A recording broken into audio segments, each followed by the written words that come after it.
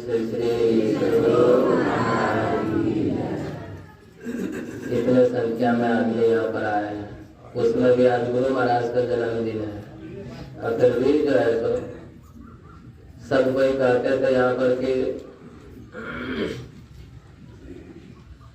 इस आश्रम में जो है खिचड़ी के अलावा कुछ भंडारा होता ही नहीं दूसरा। उसमें भी विचार हुआ कि चलो सब बार खिचड़ी होता है, इस बार चावल दाल सब्जी खिलाते हैं, है कि नहीं? सबको चावल दाल सब्जी खिलाए, सबका पेट भरा हुआ है। और उसके बावजूद भी गुरु महाराज का जय जयकार करने में इतना कंजूसी जो है काम चलेगा। एक बार हम लोग जोरदार शब्दों में गुरु महाराज का जय जयकार करें। श्री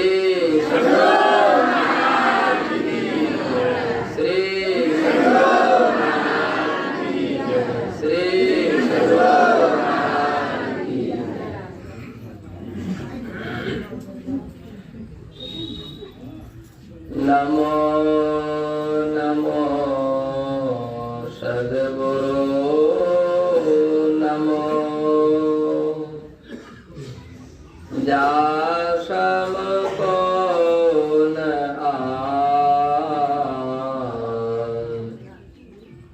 परम पुरुष होते अधिक गावे संत सुजान परम पुरुष होते अधिक गावे संत सुजान। कण कण में सर्वत्र विराजमान परम आराध्य सद्गुरु महाराज के पावन श्री चरणों में कोटि कोटि शरण। हमारे पूज्य ब्रह्मलाल बाबू, देवानंद बाबू, बंदे लाल बाबू, भोला बाबू, सत्संग में आए हुए सत्संग स्नेही बंधुओं, माताओं एवं धर्मशिला भक्तिमती बहनों, आप सबों को भी प्रणाम।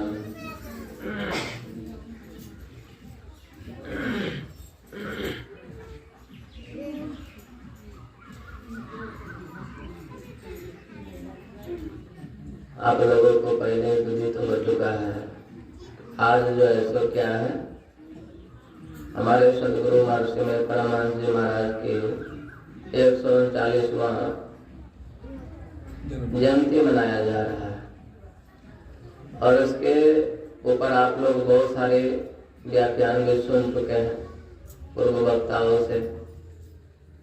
और गुरु महाराज के बारे में कुछ भी वर्णन करना जो है वो तो हम कभी नए आदमी है कि नहीं, पुराने आदमी भी नहीं कर सकते हैं। गुरु महाराज कहते प्रभु वर्णन में आवे नहीं।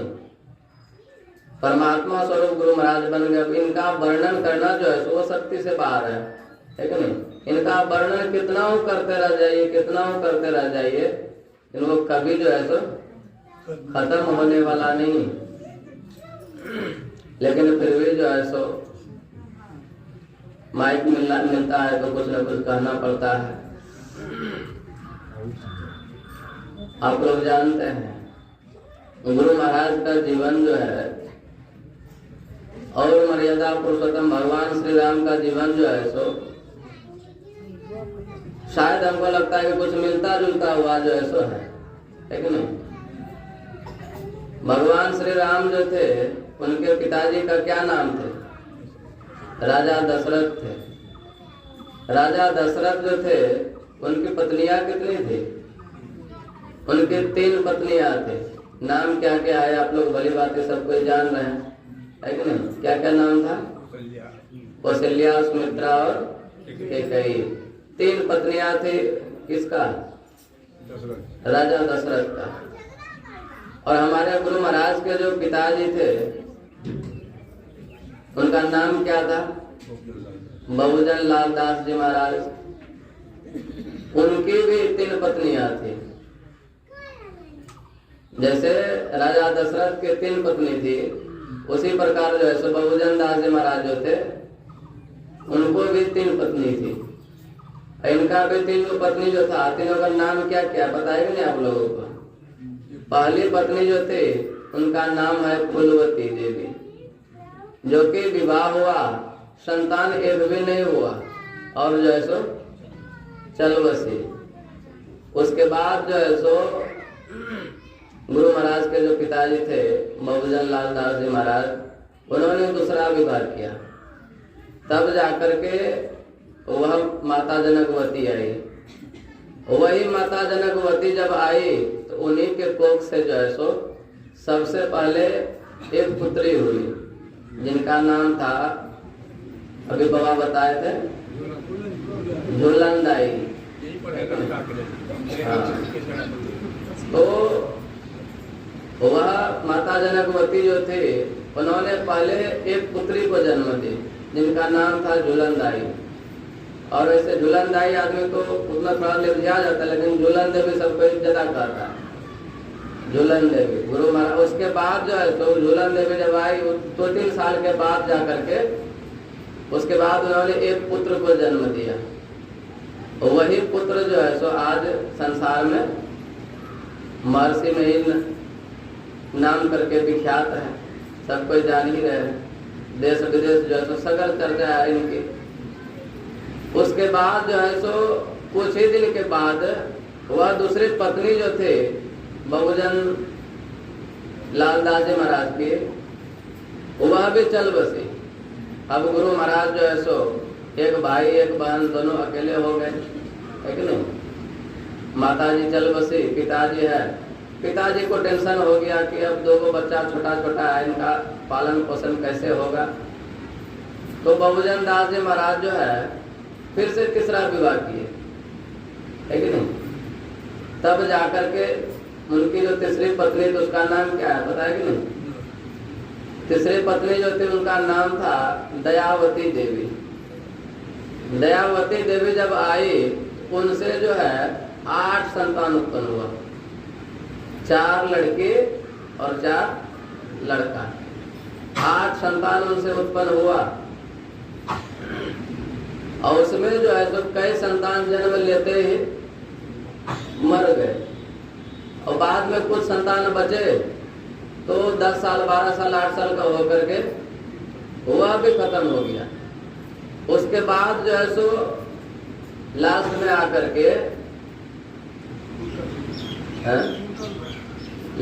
आकर के तब जाकर के एक पुत्री को जन्म दी थी, वह दयावती देवी जो थी, तीसरी पत्नी जो थी बहुजन दास जी महाराज के, एक पुत्री को लास्ट में जन्म दी, जिसका नाम था, नाम थोड़ा सा दिमाग से उतर रहे हैं, रमाकांति। दयावती देवी जो थे, बहुत सारे उसके पुत्र जो है सो, पुत्री जो है सो संसार में जन्म दिए, और जन्म लेकर के वे लोग जो है सो भगवान के प्यारे हो गए। लास्ट में जो है सो रमाकांति देवी नाम करके विख्यात हुई। तो उसके बाद जो है सो एक पुत्र को जन्म दिए, जिनका नाम था डोमन दास, डोमन दास लाल दास जी महाराज, है कि नहीं? वही डोमन दास जो है सो आगे चल करके किंकर दास जी महाराज के नाम से, संत किंकर के नाम से प्रसिद्ध हुए। हम भी पहले जो है सो किंकर, ये जो किंकर दास जी महाराज है, जब संत मत में तो किसी किताब में पढ़े थे, लेकिन किंकर दास जी महाराज गुरु महाराज के वंशज हैं ये पता नहीं था। ये आज पता हुआ कि किंकर दास जी महाराज जो तो गुरु महाराज के ही वंशज थे। तो कहने का मतलब है, बहुत सारे वह दयावती देवी जो थे, बहुत सारे पुत्रों को पुत्रियां को जन्म दे, सब चल बसे, लास्ट में बचा 2-3 पुत्रियां उसकी। और इधर गुरु महाराज जो है सो एक भाई एक बहन थे, बहन का नाम झूलन देवी, और इधर गुरु महाराज थे। तो कहने का मतलब है, देखिए भगवान श्री राम के 4 भाई थे और एक बहन थी।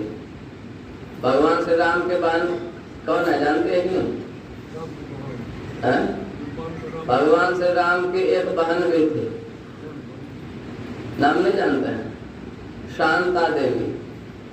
भगवान श्री राम में 4 भाई थे और एक बहन थे, वो भी बता देंगे। भगवान श्री राम जो थे 4 भाई और 1 बहन थे उनकी। बहन का नाम जो है सो शांता देवी थी, और भाई का तो नाम आप लोग सब जान ही रहे, राम लक्ष्मण भरत शत्रुघ्न जो है सो। उसी प्रकार गुरु महाराज भी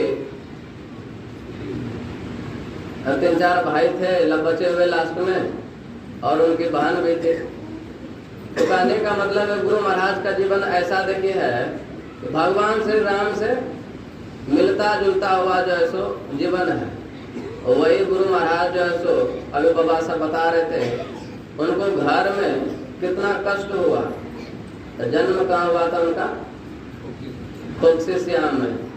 खोकसी श्याम जो है सो उनका ननिहाल है, और उनका नाना जी का नाम पता है कि नहीं आप लोगों को? गुरु महाराज के जो नाना जी थे उनका नाम था विद्यानंद लाल दास जी महाराज।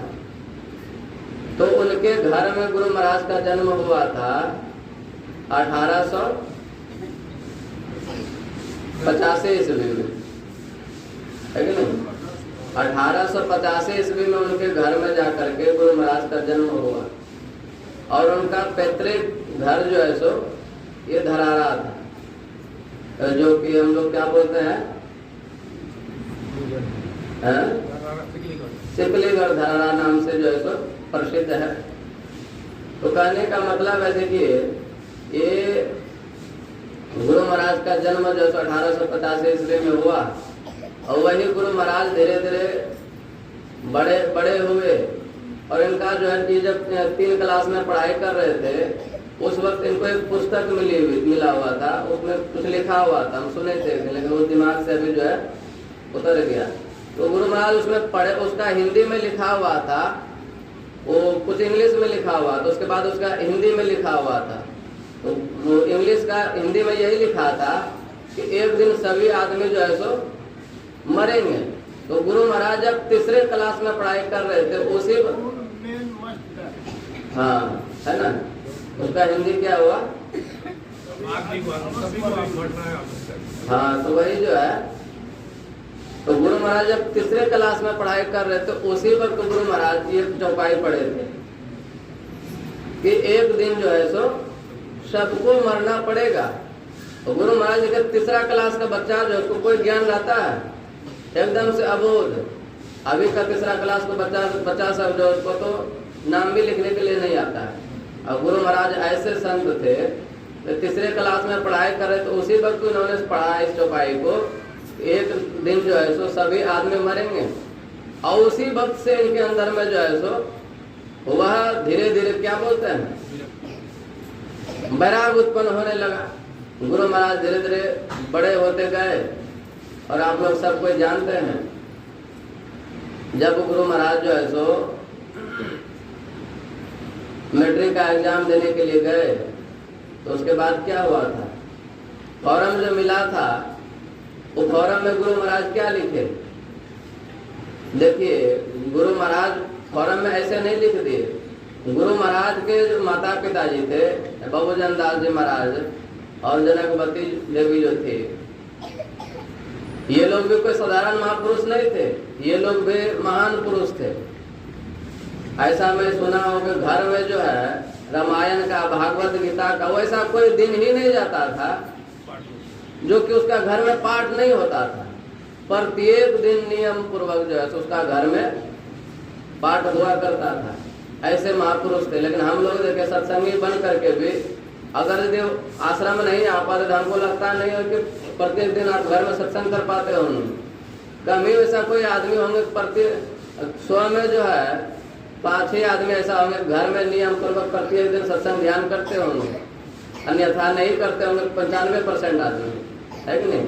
लेकिन गुरु महाराज के जो माता पिता जी थे, उनका रुतबा देखिए, उनका जीने का कला देखिए कैसा था। वैसा कोई दिन नहीं जाता था जिस दिन घर में रामचरितमानस का पाठ नहीं हो, भागवत गीता का पाठ नहीं हो, है कि नहीं। उसी का प्रभाव देखिए ऐसा हुआ, उन्होंने ऐसे महान पुत्रों को जन्म दिया।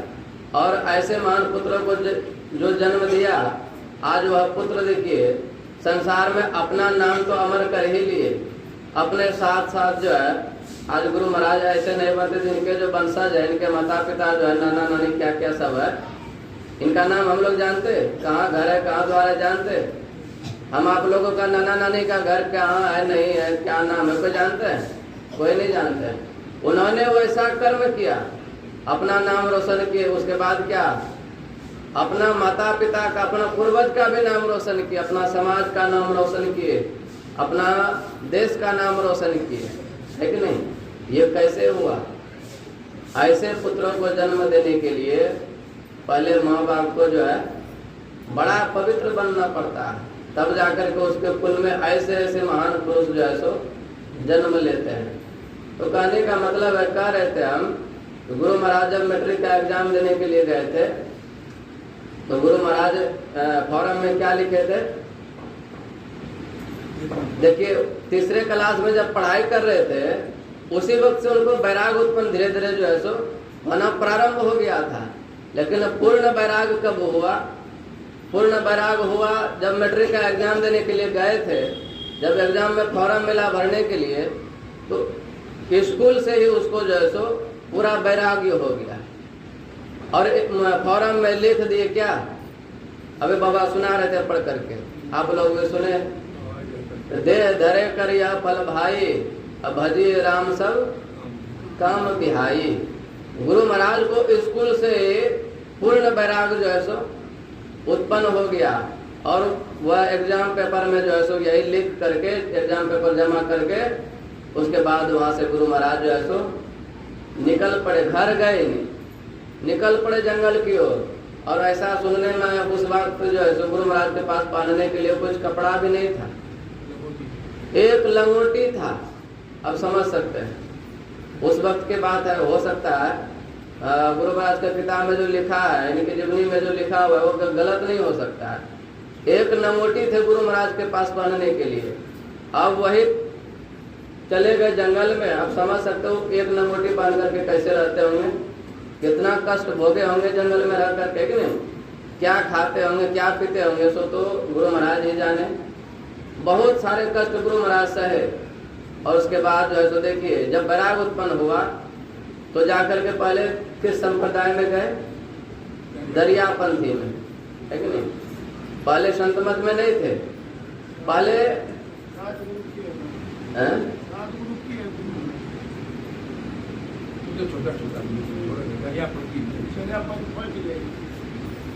तो गुरु महाराज जो है पहले दरियापंथी में गए, है कि नहीं? दरियापंथी में तो गुरु महाराज गए, लेकिन पूर्ण संतुष्टि जो है उसे वहां पर भी नहीं हुई। जैसे मान लीजिए हम लोग संत मत से जुड़ गए हैं तो हम आप लोगों को भी विचार करना चाहिए, या फिर शिव चर्चा से जुड़े हैं, या फिर बाबा नाम केवलम से जुड़े हैं, या फिर आनंद मार्गी से जो किसी भी संप्रदाय से आप जुड़े हैं, तो उसमें आप देखिए कि नहीं, इसमें आपको लाभ हो रहा है कि नहीं, उन्नति आपको हो रहा है कि नहीं, आप ऊपर उठ रहे हैं कि नहीं, इस पर भी जो है विचार करना चाहिए। जैसे गुरु महाराज किए, गुरु महाराज दरियापंथी में गए, उसमें भी बहुत सारे दिन बहुत दिन रहे, लेकिन संतुष्टि नहीं हुई। और उसके बाद जाकर के गुरु महाराज जो है धीरे धीरे जो है बाबा देवी साहब के शरण में आए। जब बाबा देवी साहब के शरण में आए तब बाबा देवी साहब पूछते हैं गुरु महाराज से, लाला तुम पहले किस पंथ में था? तब गुरु महाराज कहते हैं कि हुजूर हम पहले जो है सो दरियापंथी में थे, है कि नहीं? तब बाबा देवी साहब देखिए कितना सुंदर उपदेश देते हैं गुरु महाराज को। पहले तो तुम दरियापंथी में था, और दरिया तो मन कितना बड़ा होता है, छोटा मोटा होता है, नदी नहर को कहते हैं कि नहीं? तो गुरु महाराज को कहते हैं परम संत बाबा देवी साहब जो गुरु महाराज के गुरु थे कि अब तुम जो है सो दरिया से निकल करके, नदी नहर से निकल करके अब तुम जो है तो समुद्र पंथी में आ गया है। अब तुमको जो है तो टेंशन लेने का कोई बात नहीं है। तो कहने का मतलब देखिए गुरु महाराज ऐसे महापुरुष थे कि अन्य संप्रदाय में थे, उसको छोड़ करके ये संत मत में आके शामिल हुए। क्यों शामिल हुए? और संत मत में आकर के उनको जो है सो वो चीज प्राप्त हुआ जो प्राप्त होना चाहिए, है कि नहीं? वह चीज जो है संत मत में ही आकर के प्राप्त हुआ। तो कहने का मतलब है बाबा देवी साहब बोले कि पहले दरिया पंथी में था, अब समुद्र पंथी में आ गया तुम, इसलिए टेंशन लेने की कोई बात नहीं है। समुद्र से भी बड़ा, देखिए संसार में बहुत सारे नदी है, गंगा जी है कि नहीं, सभी में पानी बहता है, लेकिन सबका पानी कहाँ जाता है? सबका पानी समुद्र में जाता है। लेकिन समुद्र देखिए कभी भरता है? कभी नहीं भरता है। सब पानी को समुद्र कहाँ हटा लेती है तो भगवान ही जाने, कभी भरता ही नहीं समुद्र। तो उसी प्रकार ये संत मत जो है, बाबा देवी साहब इसको बोले अब तुम जो है सो समुद्र पंथी में आ गया, क्या बोले? समुद्र पंथी में अब तुम आ गया। तो हम लोग जो है सो संत मत में जो जुड़े हैं, एक तरह से हम लोग भी समुद्र पंथी में जुड़े हुए हैं, और उसके बावजूद भी जो है इतने बड़े महासागर से जुड़े हुए हैं, और उसके बाद छोटे मोटे नदी सबके पीछे भागते रहते हैं, है कि नहीं? गंगा जी हो गया, नदी नहर हो गया, झरना वगैरह हो गया, ये सब के पीछे पीछे जो है इसको छोड़ करके, जो कि गुरु महाराज उसको छोड़ करके इसमें आए, और हम लोग क्या करते हैं?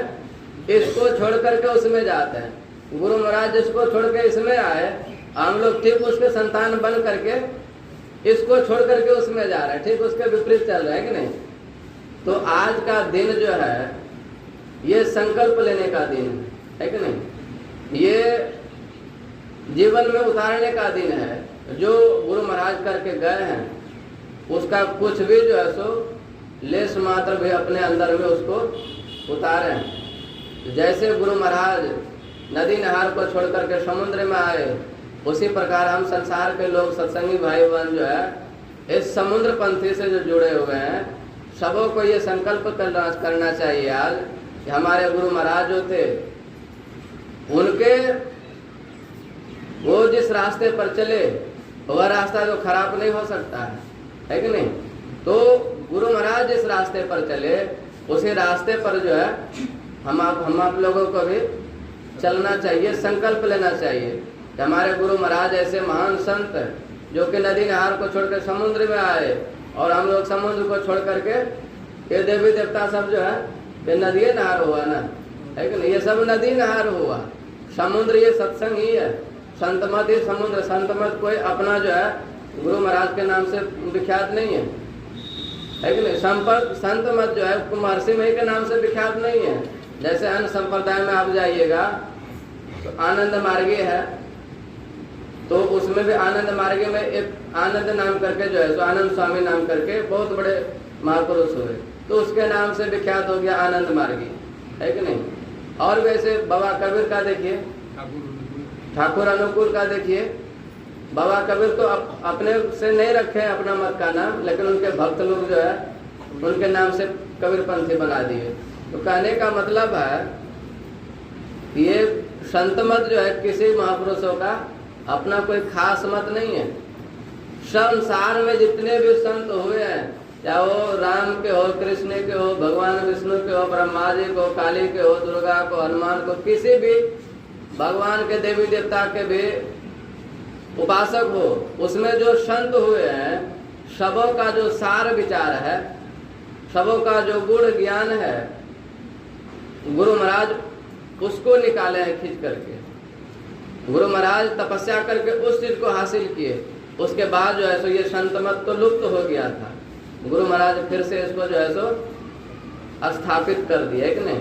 तो हम लोग जो है सो सौभाग्यशाली है, हम आप लोगों के ऊपर में गुरु महाराज की असीम कृपा है, जो कि हम लोग इस संत मत से जुड़े हुए हैं। और संत मत से जुड़े हैं तो आज यही यहाँ से इस आश्रम से संकल्प करके जाइए कि संत मत को छोड़ करके, सत्संग को छोड़ करके गुरु महाराज जो बता करके गए हैं उसका पालन करेंगे, और इसको छोड़ करके कहीं नहीं जाएंगे, है कि नहीं?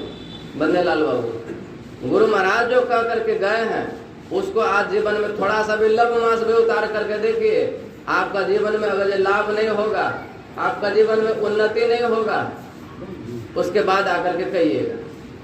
गुरु महाराज मैट्रिक का एग्जाम में लिख दिए, दे धरे कर यह फल भाई, भजिए राम सब काम बिहाई।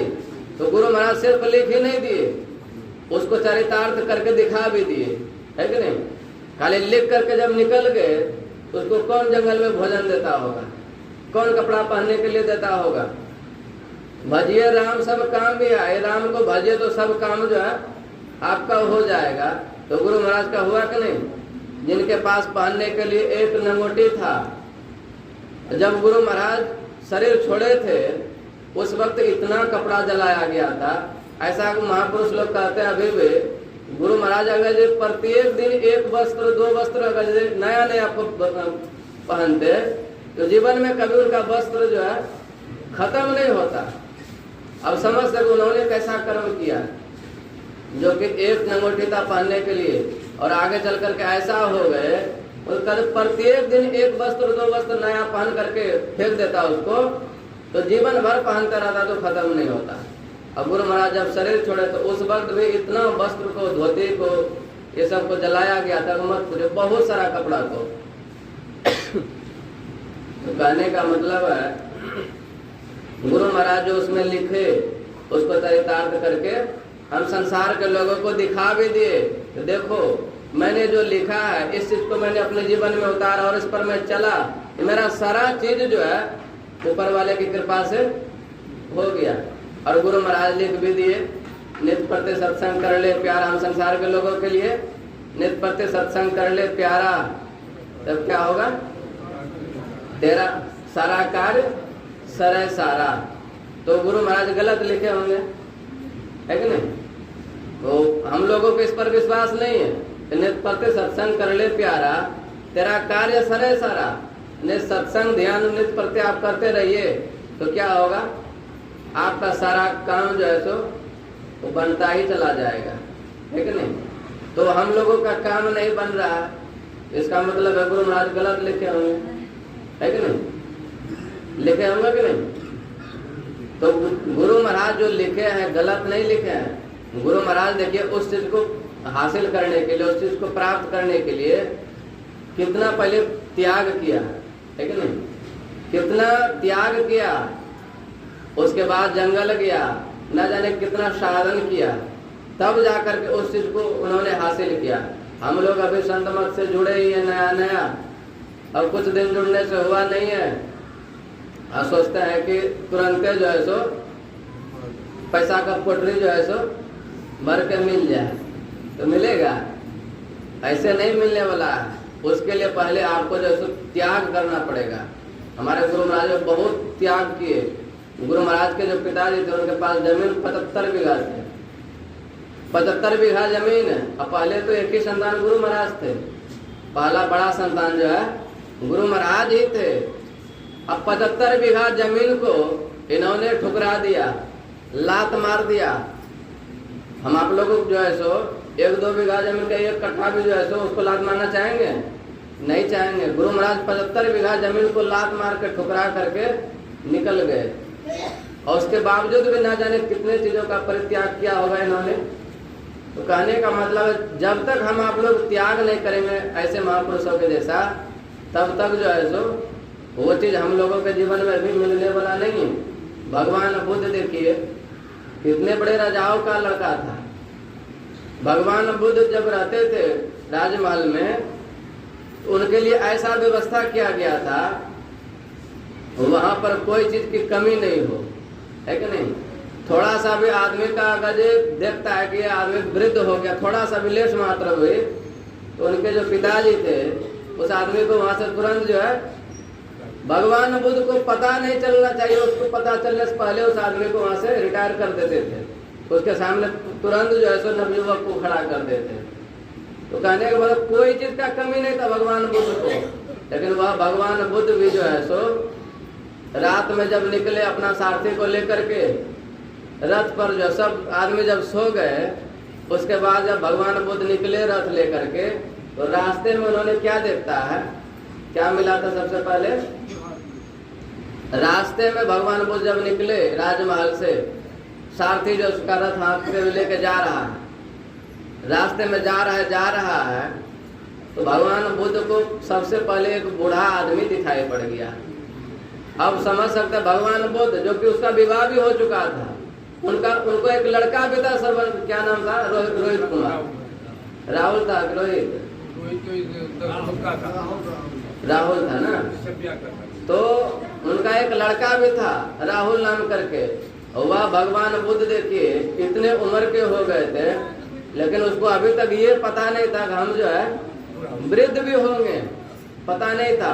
उनको ये भी पता नहीं था कि हम जो है सो मरेंगे। जब राजमहल से निकल करके जा रहे थे बाहर, तो सबसे पहले उसे वृद्ध आदमी दिखाई पड़ा। भगवान बुद्ध जो है सो अपना सारथी से पूछते हैं, नाम तो बोल रहे उनका सारथी का, भगवान बुद्ध पूछते हैं सारथी से ये कौन है? तो उनका जो सारथी था वह कहता है महाराज ये वृद्ध आदमी है, बूढ़ा आदमी है।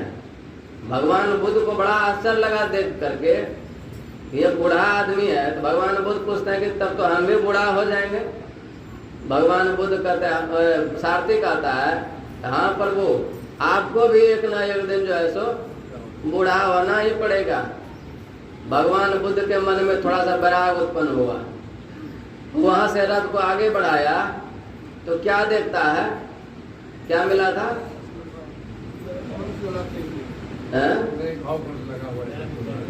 वहां से जब आगे बढ़ा भगवान बुद्ध, तो देखते क्या है, एक रोगी आदमी को, है कि नहीं?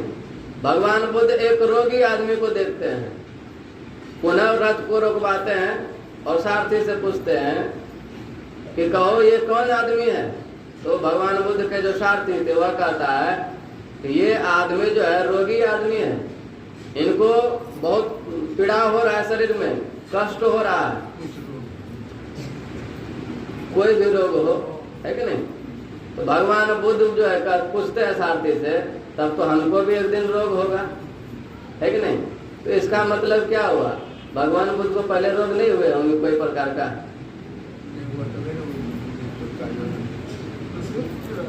है? पहले उनको कोई प्रकार का कष्ट नहीं हुआ होगा। हम मेरे ख्याल से ऐसा लगता है कितना हो आप जंजीर के अंदर में रहिए, लेकिन रोग किसी को छोड़ता है क्या? पहले का आदमी को रोग नहीं होता था। घंटा तो सब पक्का भारी रोज बनाने। बोलिए श्री सदगुरु। तो भगवान बुद्ध पूछते हैं सारथी से, ये जो रोगी आदमी है तब तो हम भी एक दिन रोगी हो जाएंगे। सारथी जो है और जो क्या करता है, आग में घी छिड़क देता है कि नहीं? सारथी कहता है हाँ पर वो आपको भी रोगी होना पड़ेगा एक दिन, उसमें कोई शक नहीं है। संसार के सभी आदमी को रोगी होना पड़ता है, आप उसे अलग थोड़ी है, आप भी उसी में शामिल है। जैसे एक लड़का के बारे में कहानी सुने थे, वह लड़का मैट्रिक का एग्जाम देने के लिए गया, एग्जाम दे करके आया, तो जब रिजल्ट निकलने का समय आया तो सभी आदमी का रिजल्ट जैसे निकल गया, कोई फर्स्ट, कोई सेकंड, कोई थर्ड, कोई फेल। तो उसका पिताजी पूछता है, अरे बेटा तुम पास किया कि नहीं किया?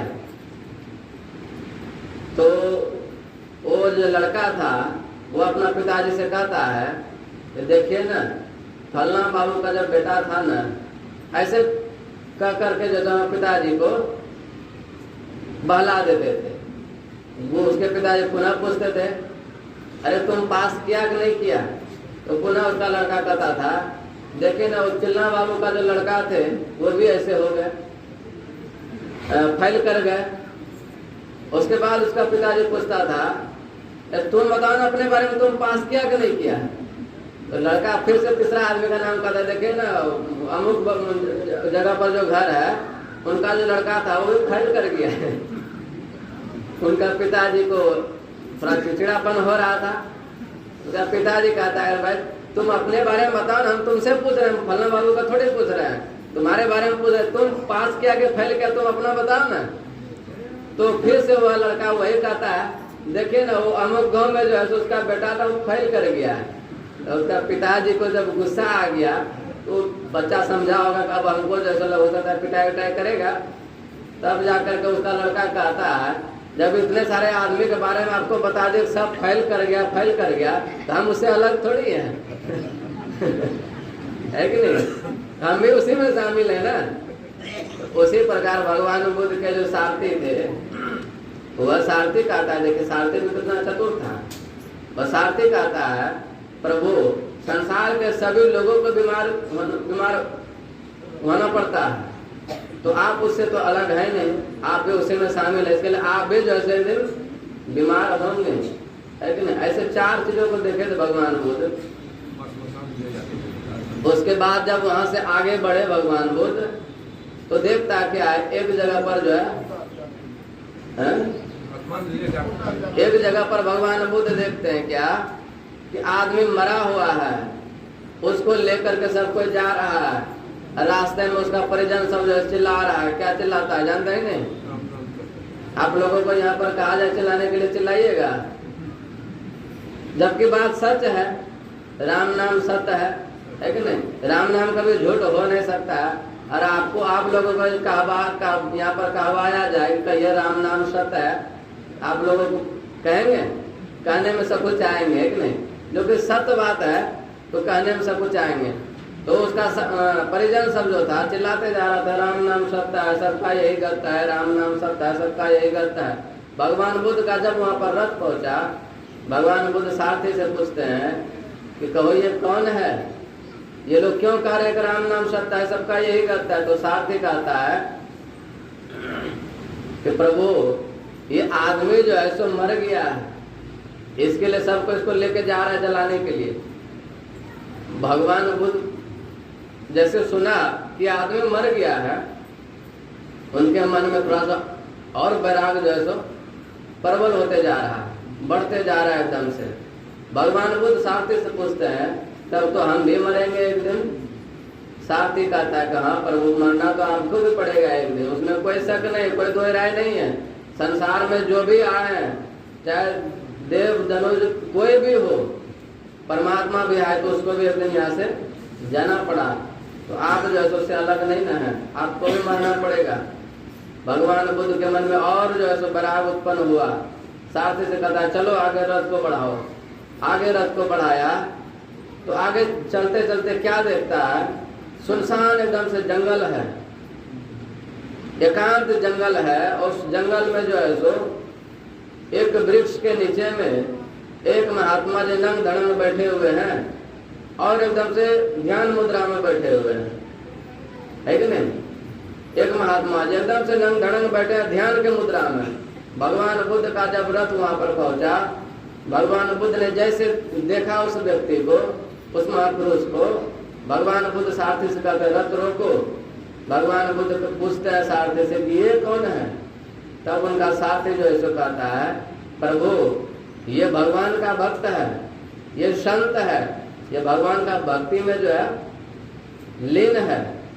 भगवान बुद्ध जो था उनको बड़ा आश्चर्य लगा, हम इतने बड़े राजमहल में रहते हैं, इतनी सुख सुविधाएं वहां पर जो है, कोई चीज की कमी नहीं है, और फिर भी हमको जो वहां पर काट रहा था। ये कैसा महापुरुष है, ये कैसा आदमी है, एक घनघोर सुनसान जंगल में जो है, अभी शरीर में वस्त्र नहीं है, निवस्त्र एकदम से बैठे हैं, भगवान का भक्ति में लीन है एकदम से, कोई दुनियादारी से कोई मतलब नहीं। भगवान बुद्ध से पूछते हैं ये कौन है सारथी से? उसका सारथी भी जो था, लेकिन कितना चतुर आदमी था, कितना तेज धरार आदमी था, वह कभी गलत राह बताए क्या? कभी गलत राह नहीं बताए, है कि नहीं? और अभी का हम लोगों के जो मित्र होते हैं या फिर साथी कोई भी होते हैं तो ज्यादातर गलत ही राह बताते हैं, है कि नहीं? जो संसार में नहीं करना चाहिए वही करने के लिए सिखाता है। लेकिन भगवान बुद्ध के सारथी भी देखिए कैसे थे, कभी गलत राह नहीं, बस जो सत्य है उसी को बताए। सारथी कहता है प्रभु ये परमात्मा के भक्ति में लीन है। भगवान बुद्ध ने जैसे उसको देखा, भगवान बुद्ध सोचने लगे कि इससे ज्यादा सुखी संसार में जो है दूसरा कोई हो ही नहीं सकता है। इतने घनघोर जंगल है, ना किसी जीव जंतु का डर है, ना ठंडी का, धूप का, गर्मी का, किसी चीज का इनको टेंशन नहीं है, कोई फिक्र नहीं है। परमात्मा के भक्ति में ऐसा आनंद है। उसी वक्त जो है भगवान बुद्ध अपना सारथी को क्या किए, उनको जब देखे तो पूर्ण उनके अंदर में पूर्ण रूप से जो है वैराग पूरा जो है उत्पन्न हो गए और सारथी को वहां से भेज दिए जो है सो और उसके बाद भगवान बुद्ध भी पता नहीं किस संप्रदाय से जाके जुड़े कि उनसे दीक्षा लिए। दीक्षा नहीं ली, भगवान खुद किसी गुरु ने बनाया। लेकिन संकेत कर लगे तो कहने का मतलब है भगवान बुद्ध देखिए इतने सुख सुविधाओं के बीच में रहते थे, इतने बड़े राजा के संतान थे, और फिर भी जो है भगवान बुद्ध जब आज ऐसे भगवान बुद्ध नहीं बने, भगवान बुद्ध को सारा चीज का जो है त्याग करना पड़ा, सब चीज को बलिदान देना पड़ा है कि नहीं। पत्नी को छोड़ दिए, माँ बाप को छोड़ दिए, पुत्र जो है हम लोग पुत्र से कितना स्नेह करते, कितना प्यार करते। छोटा पुत्र जो होता है, किसी का छोटा पुत्र अगर जब मर जाए तब देखिए उस माँ का क्या हालत होता है, उस पिता का क्या हालत होता है। भगवान बुद्ध जो है वैसे छोटा सा पुत्र को जो है सो राहुल कुमार को छोड़ करके सब चीज को छोड़ छाड़ करके निकल गए, सब चीज का परित्याग कर दिए, तब जाकर के भगवान बुद्ध जो है आज इतने बड़े संत बने। संसार में आज उनके ऐसी पूजा नहीं हो रही है, उन्होंने तपस्या किया है, त्याग किया है कि नहीं। उसी का प्रभाव यह है आज उनका संसार में नाम है। तो गुरु महाराज भी जो है भगवान बुद्ध से कम नहीं थे। गुरु महाराज के तरह रसोईया है, गुरु प्रसाद बाबा नाम सुने होंगे।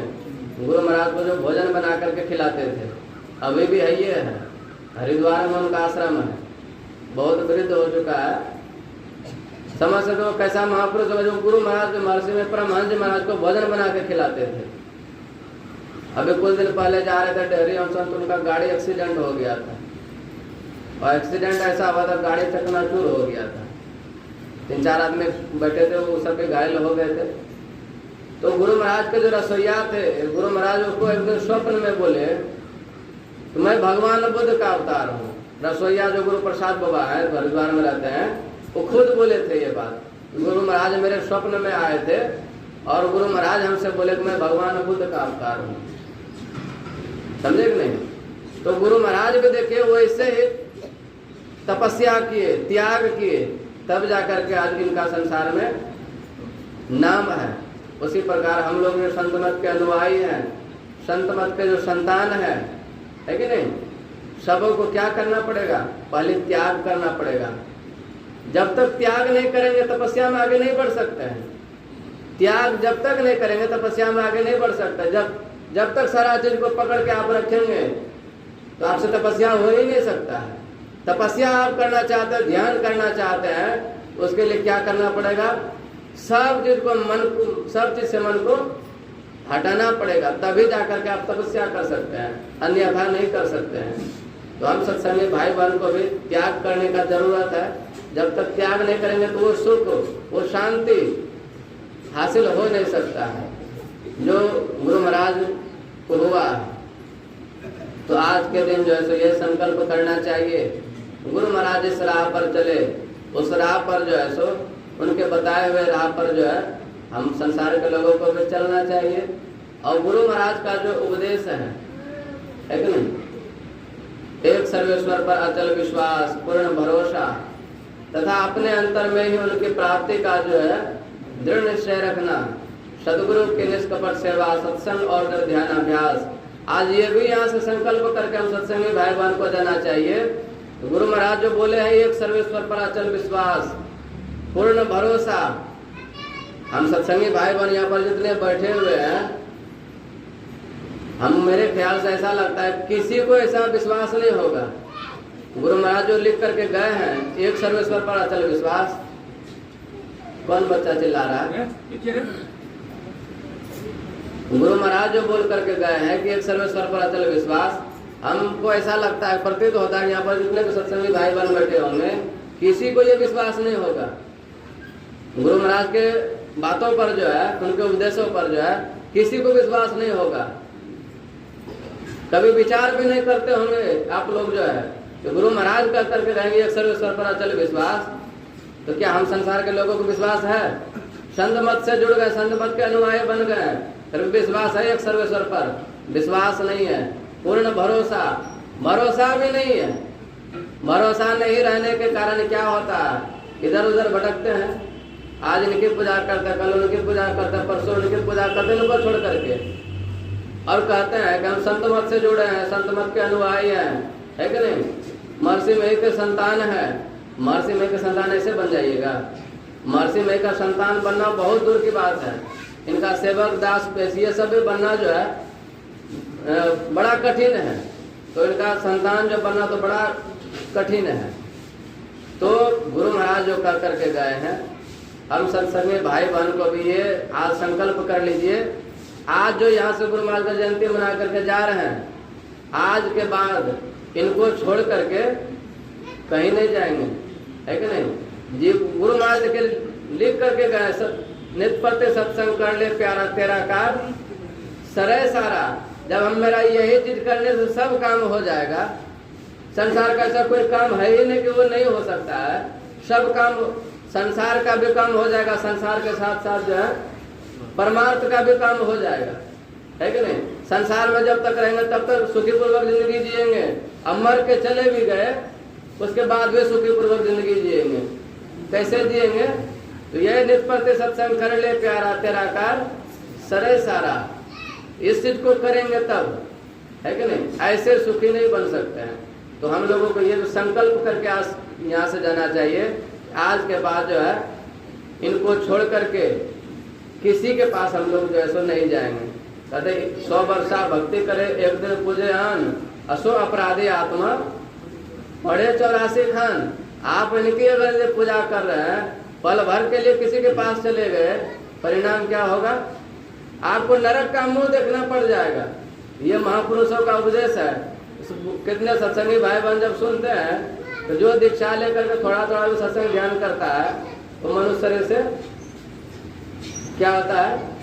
नहीं गिरता है। बहुत सारे सत्संग में भी, बड़े बड़े सत्संग में सुने होंगे आप लोग, बहुत बड़े बड़े महापुरुषों से कि जो है जो दीक्षा लेकर के थोड़ा थोड़ा भी सत्संग ध्यान करता है वो मानव का शरीर से नहीं गिरता है। लेकिन ऐसी बात नहीं, वो भी गिर जाता है। सत्संगी लोग भी मानव का शरीर से गिर जाता है। सुने हमें गुरु महाराज के कहानी पूर्णिया जिला का एक तो जो मरने के समय वो वृक्ष लगा करके, मरने के समय एक वृक्ष लगाया था। जब वृक्ष में प्रत्येक दिन पानी डालता था, पानी डालते डालते वृक्ष का बड़ा सेवा करता था। उसके मन में ये लालसा लगा हुआ था कि मरने से पहले किसी तरह ये वृक्ष जो है लग जाए। बेचारा पानी डालते रह गया, इसी बीच में उसका क्या होता है? राम नाम सत्य हो गया। अब जैसे राम नाम सत्य बाद उसका मन लगा हुआ था पूर्ण रूप से वृक्ष में, तो उसका जन्म जो है उसी वृक्ष में हो गया। गुरु महाराज को निमंत्रण आया, होता है ना क्या 10-12 दिन के बाद करते हैं श्राद्ध क्रिया में निमंत्रण आया। गुरु महाराज बोले 1 साल के बाद जाएंगे, अभी नहीं जाएंगे। बरखी में जब गुरु महाराज गए, उस वृक्ष को पकड़ करके गुरु महाराज रोने लगे। वृक्ष को पकड़ करके गुरु महाराज रोने लगे।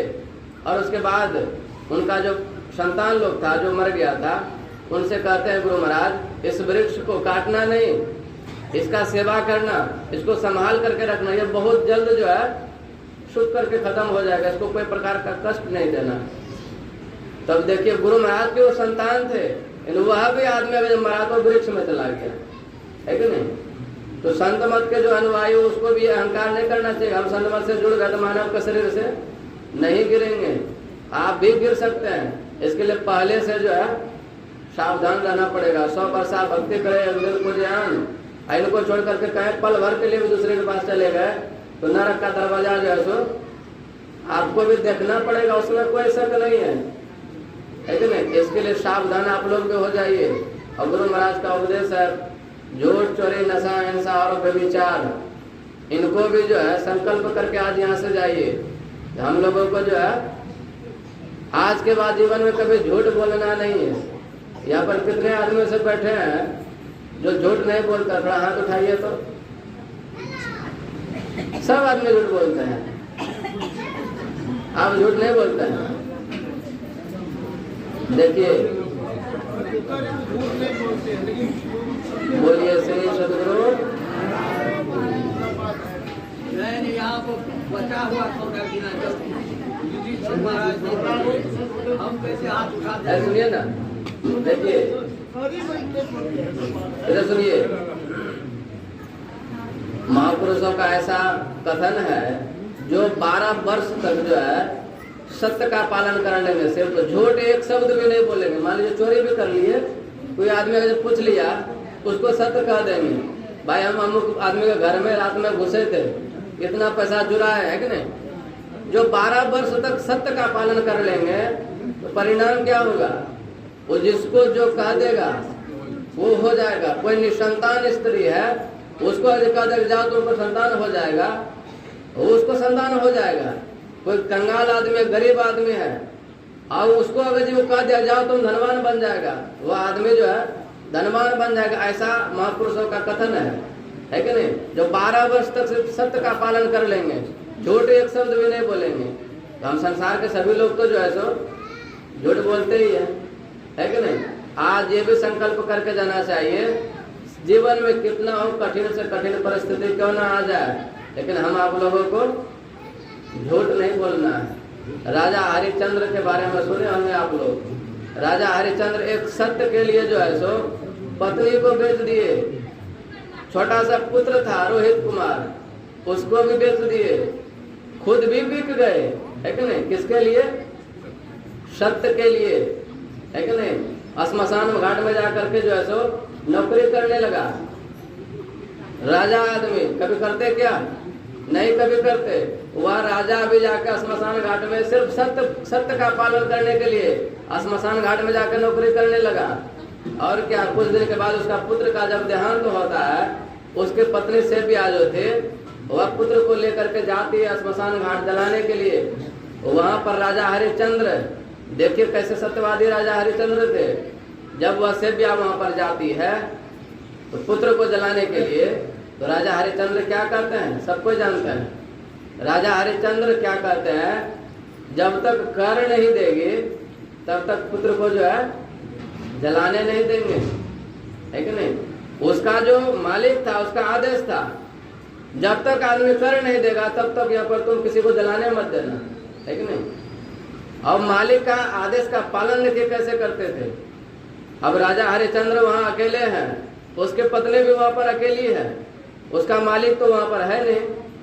तो राजा हरिश्चंद्र को वहाँ पर क्या करना चाहिए, उसका पुत्र जब मर गया था तो कोई देख नहीं रहा था, जला तो देना चाहिए कि नहीं। हम संसार के लोग शायद वही करेंगे, है कि नहीं। हम संसार के लोग वही करेंगे, लेकिन राजा हरिश्चंद्र के कैसे सत्यवादी राजा थे। वह पत्नी जब जाती है पुत्र को लेकर के जलाने के लिए, पत्नी से क्या कहते हैं कि तुमको पहले कर देना पड़ेगा, जब तक कर नहीं देगी तब तक पुत्र को यहाँ पर जो है जलाने नहीं देंगे। अब उसके पास कर देने के लिए कुछ वैसा सामान ही नहीं था। उसके पत्नी जो सेव्या थे, कुछ भी देने के लिए सामान नहीं था कि कर के रूप में इसको हम क्या दें। और उसका पति, उस पत्नी पर क्या गुजरती होगी उस वक्त, पुत्र मरा हुआ है। अब पति जो उसका कितना निर्दयी आदमी है, जब उस पुत्र को जलाने के लिए गए, उसका उसी का पति कह रहा है जब तक तुम कर नहीं देगे तो यहाँ पर जलाने नहीं देंगे तुमको। वह सेव्या भी मन में सोचती होगी उस वक्त, मेरा पति भी कितना निर्दयी है। इसको लगता है कि हम लोगों से कभी जीवन में प्यार था ही नहीं, कोई मतलब कभी था ही नहीं, तभी नहीं जाकर के ऐसा हम लोगों के साथ व्यवहार कर रहा है। उसके पत्नी भी देखिए कैसे थे, मन में थोड़ा सा भी लेस मात्र भी गलत विचार आया क्या, लेस मात्र भी नहीं। वो जब जानती थी ये जो है सो अपना सत्य पर अटिक है, वो सत्य से कभी हिल नहीं सकता है। उसके पत्नी के पास कुछ देने के लिए नहीं थे, तो क्या करती है, अपना आंचल फाड़ करके देने लगती है। जैसे आंचल फाड़ करके देने लगे कर के रूप में, तब क्या होता है, उसी वक्त जो है सो सारे देव मुनि सब जो थे सब वहाँ पर प्रकट होते हैं। और उनका जो खोया हुआ राज था वह भी उसे मिल गया, उसका मरा हुआ जो पुत्र था वह भी उसे मिल गया। कहने का मतलब है वह उसके जीवन में इतना कठिन से कठिन परिस्थिति भी आ गया, फिर भी वह जो है सत्य से नहीं हिला, सत्य से नहीं हटा।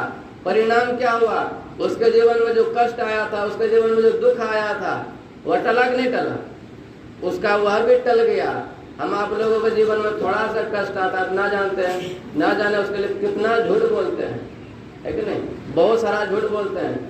लेकिन कभी झूठ बोलना नहीं चाहिए। आप अगर जो सत्य पर अटिक रहेंगे तो जैसे राजा हरिश्चंद्र का दुख टल गया था, उसी प्रकार हम संसार के लोगों का भी जीवन का दुख टल जाएगा, लेकिन उस पर तो विश्वास होता ही नहीं, झूठ तो बोलेंगे ही, है कि नहीं।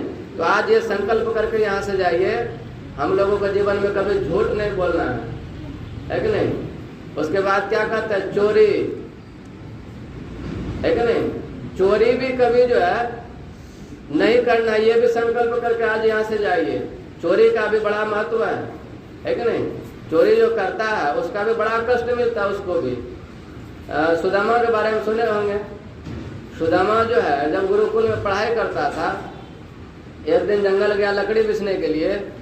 गुरु माता जो थी वह कुछ चना जो है पोटरी में बांध करके दे देती है, जब भूख लगेगा तो भगवान श्री कृष्ण के साथ उसको भेज दिए जंगल लकड़ी चुनने के लिए। जब माता जी कह दी तो जब भूख लगेगा तो निकाल कर दोनों आदमी बांट विचार करके थोड़ा थोड़ा खा लेना। और मात्र उसमें 40 दाना था चना का। और वह जंगल जब गया दोनों आदमी, और जोरों की बारिश हो रही है। अब ये लोग हो सकता है बारिश से बचने के लिए या फिर लकड़ी उकड़ी सूखी लकड़ी तोड़ने के लिए वृक्ष पर चढ़ा होगा। अब भगवान कृष्ण ऊपर में है वृक्ष पर, और उससे थोड़ा सा नीचे में जो है सुदामा है। अब बारिश पड़ रही है जोरों की, और जोरों की जब बारिश पड़ रही है तो सुदामा जो है सो क्या कर रहा था, वो बारिश में चना का जो पोटरी उसको मिला हुआ था, बेचारा को भूख लग गया होगा जोर से, है कि नहीं। भूख लगने पर कुछ भी नहीं सुहाता है। विश्वामित्र के बारे में सुने होंगे, जब भूख लगा था तो कुत्ता का मांस चुरा के खाया था। इतने बड़े ऋषि जो है कुत्ता का मांस चुरा करके घर से चुरा करके खाया था। तो भूख लगने पर कुछ उस वक्त देखा नहीं जाता है, उस मन में यही रहता है किसी तरह तृप्ति हो जाए, भूख मिट जाए। तो सुदामा जो है क्या करता है, उस जोरों की बारिश जो है तो उसमें क्या करता है, चना का जो पोटरी था उसे निकाल करके चना 40 पीस जो मिला था वह सारा चना जो है सो धीरे धीरे खा के खत्म कर दिया। भगवान श्री कृष्ण ऊपर से जब उसको आवाज आता था कड़र मड़र चना चबाएगा तो आवाज होगा ही ना। भगवान श्री कृष्ण पूछते हैं, अरे मित्र ये कड़र मड़र आवाज क्या हो रहा है। तो सुदामा देखे वहां पर झूठ बोलता था, तो प्रभु देख नहीं रहे कितने जोरों की बारिश हो रही है, ठंड लग रहा है बहुत जोरों से, और ठंड के कारण जो तो मेरा दांत कड़मड़ा रहा है कि नहीं।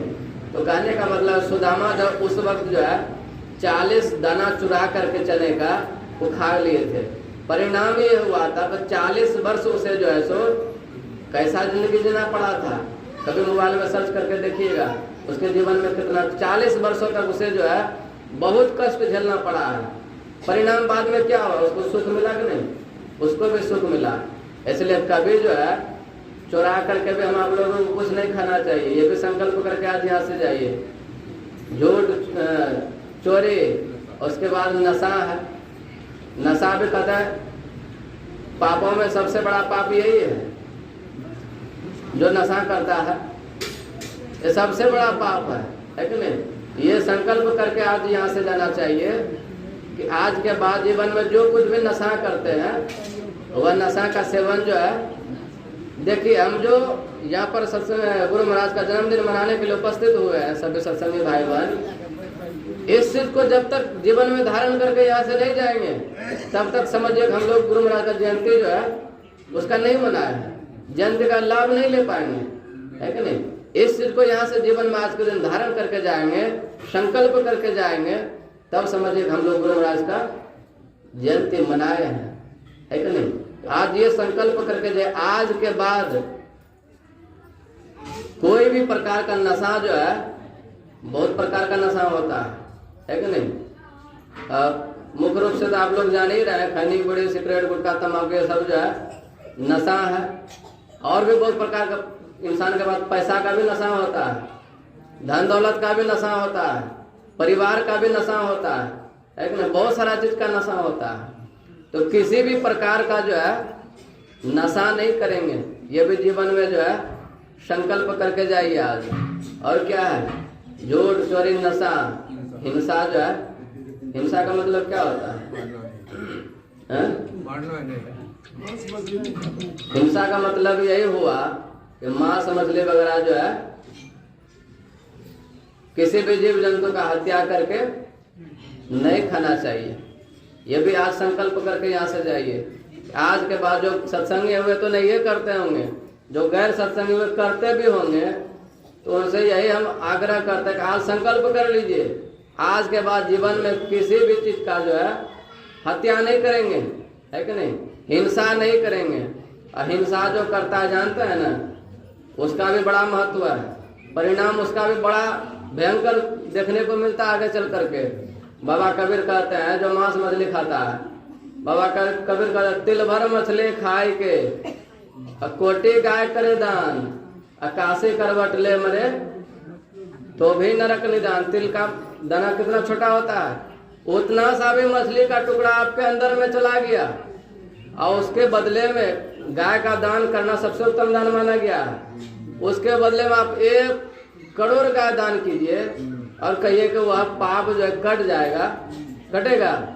वह पाप नहीं कर सकता है। शास्त्रों में ऐसा भी वर्णन है कि काशी में जो जाके मरता है उसे मुक्ति मिल जाता है कि नहीं? काशी में जो मरता है उसे मुक्ति मिल जाती है। तो बाबा कबीर कहते हैं काशी करवट ले मरे, मछली खाकर तुम काशी में भी जाकर लोड़े फुड़े करके मर जाओ, काशी करवट ले मरे, मुक्ति नहीं मिलेगा। तब क्या होगा? तो भी नरक निदान, फिर भी नरक में ही जाना पड़ेगा। इसके लिए हिंसा पर भी जो है आज संकल्प करके जाइए यहाँ से कि आज के बाद किसी भी चीज का जो है हिंसा भी नहीं करेंगे, झूठ चोरी नशा हिंसा और व्यभिचार। आज ये भी संकल्प करके जाना चाहिए यहाँ से, चाहे वह लड़का हो या लड़की हो, लेडीज हो या जेंट्स हो, है कि नहीं, पुरुष हो या स्त्री हो, सबों के लिए, है कि नहीं। आज ये संकल्प करके यहाँ से जाना चाहिए कि आज के बाद जो है तो किसी लड़का लोगों के लिए कहते हैं या पुरुष लोगों के लिए कहते हैं, वो आज ये दिन ये संकल्प कर ले, आज के बाद जो है किसी भी पराये स्त्री को देख करके अपने मन में गलत भावना नहीं लाएंगे, है कि नहीं। उसके प्रति जो अपने मन में गलत भावना नहीं लाएंगे, उसके प्रति कभी गलत नजर से देखेंगे नहीं। तभी आपके लिए जो है सो ये उत्तम गुरु जयंती माना जाएगा कि आप जो है सो गुरु जयंती मना करके आए।